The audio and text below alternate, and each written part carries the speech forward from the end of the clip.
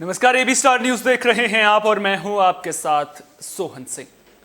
Corona है कि मानता नहीं। दरअसल कोरोना के मामले जैसे ही कम होने लगते हैं, कोरोना एक और नए रूप में सामने आ जाता है। कोरोना का ग्राफ अगर भारत के लिहाज से बात करें तो कंट्रोल में नजर आ रहा है। मामले 9,000 से नीचे ही सामने आ रहे हैं। लेकिन अब जिस तरह से कोरोना का नया वेरिएंट सामने आया है, उसने दुनिया के तमाम देशों की चिंता बढ़ा दी है। दरअसल कोरोना का एक नया वेरिएंट सामने आया है जिसे ओमिक्रॉन नाम दिया गया है और इसे WHO ने साफ तौर पर कहा है कि जो ये नया वेरिएंट है इसको लेकर के सावधान रहने की जरूरत है, क्योंकि कहा यह भी जा रहा है कि जो ये नया वेरिएंट है ये डेल्टा वेरिएंट से भी घातक और ज्यादा संक्रामक है।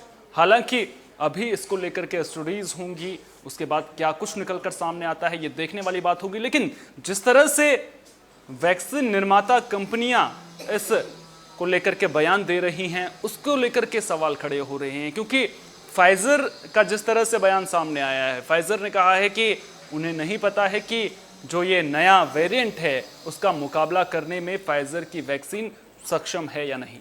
सवाल कई सारे हैं, इन सवालों का जवाब तलाशने की कोशिश करेंगे। लेकिन उससे पहले आखिर ये नया वेरिएंट है क्या, उसके बारे में आपको ग्राफिक्स के जरिए समझा देते हैं। तो आपको ग्राफिक्स के जरिए हम दिखा रहे हैं कोरोना का नया स्ट्रेन B.1.1.529 है। दक्षिण अफ्रीका, बोत्सवाना, हांगकांग और इजराइल से इसके मामले सामने आए हैं। सबसे पहले दक्षिण अफ्रीका से इसका मामला सामने आया था। WHO ने इसे वेरिएंट ऑफ कंसर्न बताया है। वेरिएंट ऑफ कंसर्न क्या होता है वो भी आपको बताएंगे।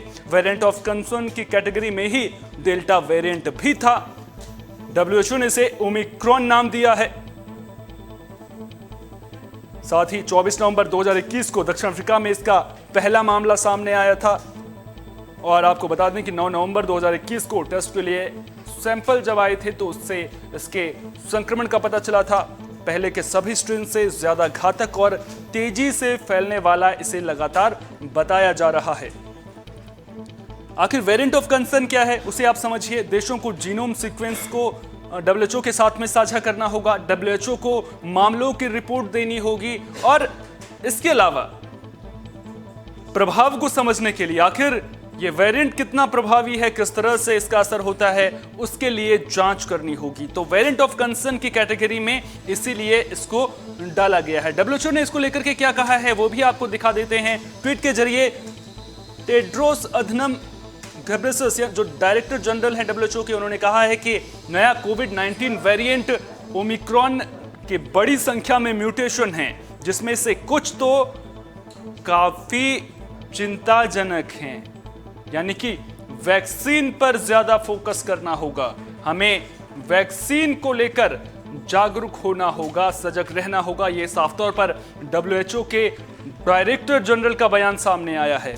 और जो शुरुआती जानकारी मिल रही है उसके मुताबिक इसके 30 से भी ज्यादा म्यूटेशंस हैं। और आपको बता दें कि जो डेल्टा वेरिएंट है उसके 15 के करीब म्यूटेशन सामने आए थे। आखिर ये किस तरह से प्रभावी है, कितना घातक है, इस पर ज्यादा बातचीत के लिए फेलिक्स के चेयरमैन डॉक्टर DK गुप्ता हमारे साथ में जुड़ रहे हैं। डॉक्टर साहब, बहुत बहुत स्वागत है आपका एबी स्टार न्यूज पर। नमस्कार। गुप्ता जी, सबसे पहले तो मैं आपसे ये समझना चाहूंगा, दरअसल अफ्रीका में पहले मामला सामने आता है, उसके बाद दुनिया के तमाम देश उसको लेकर के वहाँ की जो हवाई यात्राएं हैं, जो भी आसपास के देश में जहाँ जहाँ से मामले सामने आए हैं, उसके अलावा जो भी जहाँ से इसका संक्रमण हो सकता है वहाँ की यात्रा पर प्रतिबंध भी लगा देते हैं। भारत ने भी 12 देशों से जो यात्री आ रहे हैं उनकी स्क्रीनिंग को कंपलसरी कर दिया है। लेकिन क्या भारत में अभी से डरने की जरूरत है, क्योंकि लोगों में कहीं ना कहीं दहशत का माहौल देखने को मिल रहा है जब से ये खबर सामने आई है? बिल्कुल डरने की जरूरत है, क्योंकि वेरिएंट ऑफ कंसर्न WHO ने ऑलरेडी घोषित कर दिया है। कल देर शाम WHO की बैठक हुई, इमरजेंसी आपातकालीन बैठक हुई। उस बैठक में देखा गया है कि जो वेरिएंट ऑफ कंसर्न है, ये नया जो ओमिक्रॉन वायरस है, ये नया वेरिएंट है जो साउथ अफ्रीका में एक एड्स का मरीज है, जो HIV से ग्रसित मरीज था, उसके अंदर से इसको आइसोलेट किया गया। उसका सैंपल 9 तारीख को लिया गया था। इसका मतलब ऑलरेडी काफी लोगों में उस समय भी इन्फेक्शन फैल चुका बिल्कुल। होगा। उस सैंपल की रिपोर्ट 24 तारीख को आई। 24 का 25 को साउथ अफ्रीका ने घोषित किया कि वेरिएंट ऑफ ये नया वेरिएंट है जिसमें बहुत सारी एबनॉर्मल म्यूटेशंस हैं। तो जब उसको WHO ने इसको अपने संज्ञान में लिया, उसके बाद उसकी जांच की और उसके बाद आपातकालीन बैठक की और सुबह से शाम तक लगातार कई सारे वो हुए, उठापटक हुई। उसका शाम को देर शाम इसको वेरिएंट ऑफ कंसर्न घोषित कर दिया गया, क्योंकि उसमें जो म्यूटेशन है वो खतरनाक है। जो स्पाइक प्रोटीन है जिससे वायरस चिपकता है, जिससे वायरस अंदर घुसता है, और साथ में जो रिसेप्टर बाइंडिंग प्रोटीन है जिससे वायरस अंदर जाके मल्टीप्लाई करता है चिपकने के बाद, उनके अंदर 30 और 40 टोटल म्यूटेशंस हैं। तो एक बड़ा area group of abnormal mutations है जो जहां वायरस में चिपकने की क्षमता को बढ़ा सकता है, अंदर घुसने की क्षमता को बढ़ा सकता है, और अगर ये अंदर घुस गया तो फिर वायरस का रेप्लिकेशन होना बिल्कुल लाजमी है। तो उसमें वायरस की रेप्लिकेशन की ताकत बढ़ जाएगी, तो कहीं ना कहीं ये गंभीर बीमारी को तब्दील में कर सकता है किसी के अंदर अगर ये संक्रमण होता है। तो एक तो ये बात। दूसरी बात जो वेरिएंट ऑफ कंसर्न में है, सबसे बड़ी बात कि ये इम्यूनो कम्प्रोमाइज मरीज के अंदर देखा गया है और उसके अंदर लगातार रेप्लिकेट करता, वो मरीज काफी दिनों से बीमार था। तो खास करके जो ऐसे लोग हैं जो इम्यूनो कम्प्रोमाइज है, जिनको हाइपरटेंशन है, डायबिटीज है, अस्थमा है, COPD है, हार्ट फेलियर है, किडनी की प्रॉब्लम है, ट्रांसप्लांट के पेशेंट हैं, कैंसर के पेशेंट हैं, उनमें भी ये इस तरह के नए वेरिएंट्स हैं, वो संक्रामक हो सकते हैं और खतरनाक हो सकते हैं। अभी तक ये नहीं पता इसके कितने सिम्टम्स हैं, कितने लोग एसिम्प्टोमेटिक होते हैं, क्या इसका कॉम्प्लिकेशन रेट है, क्या इसकी मृत्यु दर हो सकती है इसमें, और वैक्सीन कितना प्रभावी होगा ये भी अभी तक पता नहीं। लेकिन थ्योरेटिकली ये हो सकता है कि वैक्सीन के अगेंस्ट प्रभावी नहीं हो, इसलिए चिंता का विषय ज्यादा बढ़ गया है। अच्छा, एक और अहम सवाल मैं आपसे पूछना चाह रहा था। दरअसल जब इतना खतरनाक है तो सरकार ने जो है, जो 12 देश हैं जिनको डेंजर जोन में रखा है कि यहाँ से अगर यात्री आते हैं तो इनकी स्क्रीनिंग होगी, उसको लेकर के तमाम पाबंदियां भी देखने को मिल रही हैं। हवाई यात्राओं पर कई देशों ने प्रतिबंध भी लगाया। क्या भारत सरकार का केवल स्क्रीनिंग करने से काम चल जाएगा? क्योंकि ये भी तो हो सकता है कि जो इसके लक्षण हैं वो कुछ दिनों बाद दिखाई दें। तो क्या आपको नहीं लगता कि पूर्ण रूप से प्रतिबंध ऐसे देशों से यात्रा पर लगा देना चाहिए फिलहाल? हालांकि जो प्रधानमंत्री नरेंद्र मोदी ने बैठक को लेकर के कहा था।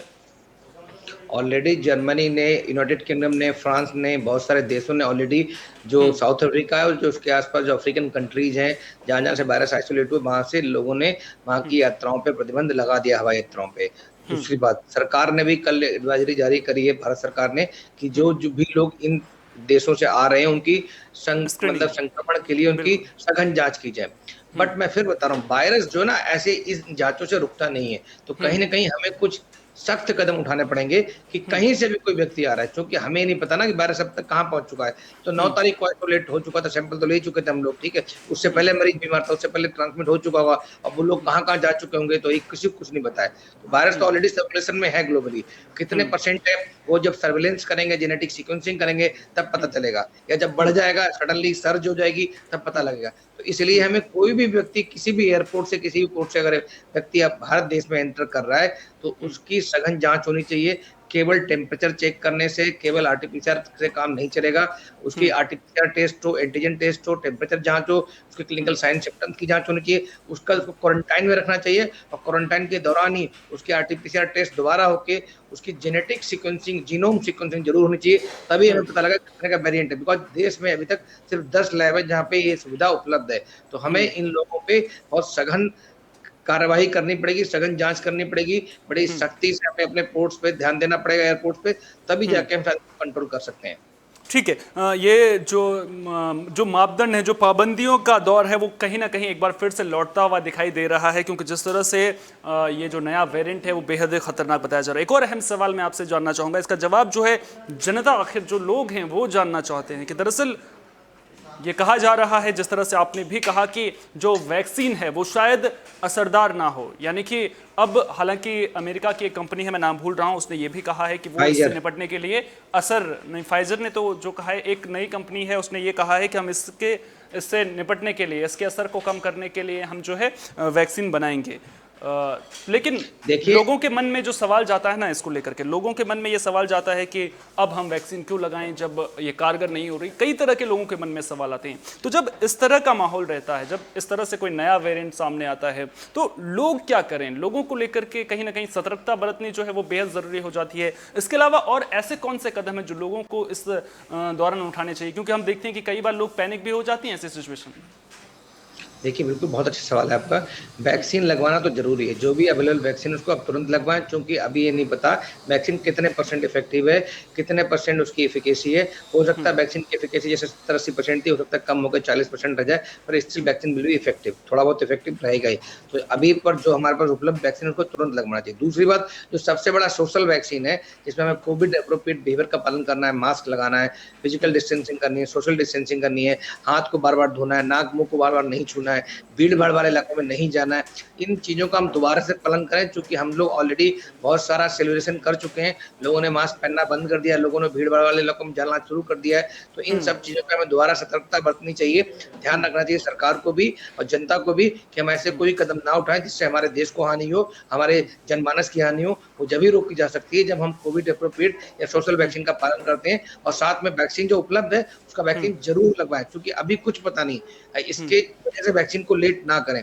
और फिर बता रहे हैं, जो नए स्ट्रेन्स आते हैं वो म्यूटेशन की वजह से आते हैं, और म्यूटेशन होता है जब वायरस का रेप्लिकेशन होता है। रेप्लिकेशन जब होता है जब हम लोग कोविड एप्रोप्रिएट बिहेवियर पालन नहीं करते हैं।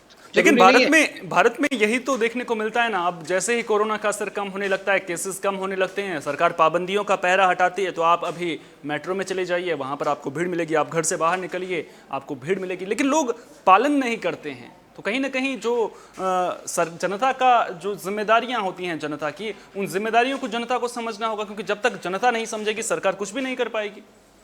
बिल्कुल सही बात है। भारत की जनता जो है वो इतनी अच्छी डिसिप्लिन नहीं है, हम लोगों का एटीट्यूड बहुत अच्छा नहीं है। और मैं फिर बता रहा हूँ, जो कोविड एप्रोप्रिएट बिहेवियर है, मास्क लगाना, हाथ धोना, नाक मुँह नहीं छूना, भीड़-भाड़ वाले इलाकों में नहीं जाना, ये खाली आपको कोविड से नहीं बचाता, ये आपको जितनी भी सांस से रिलेटेड बीमारियाँ हैं, जितनी भी हाथ मुँह धोने की वाली बीमारियाँ हैं, चाहे वो टाइफाइड हो या गैस्ट्रोएंटेराइटिस हो, जॉन्डिस हो, इन्फ्लुएंजा हो, निमोनिया हो, टीबी हो, ये सारी बीमारियों आप अगर इन सब का पालन करते हो, इन बीमारियों में कमी लाई जा सकती है। इन बीमारियों को हम लोग उखाड़ फेंक सकते हैं अगर हम अपना कोविड एप्रोप्रिएट बिहेवियर का पालन करते हैं। तो सीएपी कैप, इस कैप को पहन के रखिए। अगर कैप को पहन के रहेंगे तो कोविड और कोविड के अलावा अन्य बीमारियों से बचे रहेंगे। अन्यथा कोई भी नया स्ट्रेन फिर आ सकता है। डेल्टा तो इंडिया में ही आया था, हम सबको पता है। तो अभी जरूर थोड़ी ओमिक्रॉन का कुछ और भी आ सकता है। तो हमें क्या चाहिए, हमें चेन ऑफ ट्रांसमिशन को रोकना चाहिए, रेप्लिकेशन को रोकना बिल्कुल। चाहिए। उसके दो ही तरीके, वैक्सीनेशन और सोशल वैक्सीनेशन, जिसमें कोविड एप्रोप्रिएट बिहेवियर सम्मिलित है। ऐसे ही जो बड़े देश हैं, ग्लोबल जो देश हैं, G20 है, यूनिसेफ है, WHO है, बड़ी-बड़ी संस्थाएं हैं, इन सबको चाहिए कि देश के जो दुनिया के गरीब देश हैं, जहाँ पे वैक्सीनेशन कवरेज है नहीं, जैसे साउथ अफ्रीका में सिर्फ 24% वैक्सीन कवरेज था, बिल्कुल। वहाँ पे वैक्सीन जरूर लगाएं, क्योंकि वहां भी अगर वायरस रेप्लिकेट करेगा, वहां भी म्यूटेशन होगा और वहां भी नया स्ट्रेन डेवलप होगा। नया स्ट्रेन डेवलप होगा तो फिर वो पूरी दुनिया में फैलेगा। तो हम लोग कहीं ना कहीं बॉर्डर्स को सील नहीं कर सकते, वायरस से बच नहीं सकते। तो इसलिए बिल्कुल हमें कहीं ना कहीं जो ये मसला है वो केवल एक देश तक सीमित नहीं है। अगर इस कोरोना वायरस को हराना है तो कहीं ना कहीं पूरी दुनिया को एकजुट होना होगा। और जिन देशों में वैक्सीनेशन प्रक्रिया धीमे है, उसको लेकर के जो जिन संस्थाओं की जिम्मेदारी बनती है अंतर्राष्ट्रीय स्तर पर, उनको आगे आना होगा, इस दिशा में काम करना होगा। बहुत बहुत शुक्रिया डीके गुप्ता जी, आप हमारे साथ जुड़े और आपने इतनी अहम जानकारी हमारे साथ साझा की। ये थे डॉक्टर डीके गुप्ता, फेलिक्स के चेयरमैन हैं, जिन्होंने इस पूरी खबर पर हमें जानकारी दी, हमें बताया कि आखिर कोरोना वायरस से बचने के लिए हमें किन कदमों को उठाना चाहिए। जिस तरह से पूरी दुनिया में एक बार फिर से नया वेरिएंट मुसीबत बढ़ाता हुआ नजर आ रहा है, ऐसे में जिम्मेदारी बढ़ जाती है। जिम्मेदारी आपकी, हमारी, हम सब की एक बार फिर से बढ़ जाती है, क्योंकि भले ही भारत में कोरोना का ग्राफ सुधर रहा है, भले ही कोरोना के आंकड़ों में गिरावट देखने को मिल रही है, लेकिन जिस तरह से नया वेरिएंट एक बार फिर सामने आया है, तो फिर ये कहीं ना कहीं कल भारत में भी दस्तक दे सकता है। तो ऐसे में जो चेन ट्रांसमिशन है उसको रोकना बेहद ज़रूरी है। और ऐसा कैसे होगा? केवल छोटी छोटी बातें करके ऐसा होगा। आपको जो कोविड प्रोटोकॉल है उसका पालन करना होगा, जो सरकार ने कोरोना गाइडलाइंस जारी की हैं उसका पालन करना होगा। घर से बाहर तभी निकलिए जब बेहद ज़्यादा ज़रूरी हो। इसके अलावा अगर आप घर से बाहर निकल रहे हैं तो फिर आपके चेहरे पर मास्क लगा होना चाहिए। सोशल डिस्टेंसिंग के फॉर्मूले को अपनी ज़िंदगी में अख्तियार कीजिए और समय समय पर अपने हाथों को धोते रहिए। ये वो छोटी छोटी चीज़ें हैं जिनके ज़रिए आप कोरोना संक्रमण को रोक सकते हैं और जो लड़ाई पूरी दुनिया कोरोना के खिलाफ लड़ रही है उसके एक सच्चे सिपाही साबित हो सकते हैं। फिलहाल के लिए इस खास पेशकश में इतना ही। देश दुनिया की तमाम अहम खबरों के लिए आप बने रहिए AB स्टार न्यूज़ के साथ, क्योंकि यहाँ पर खबरों का सिलसिला कभी नहीं थमता।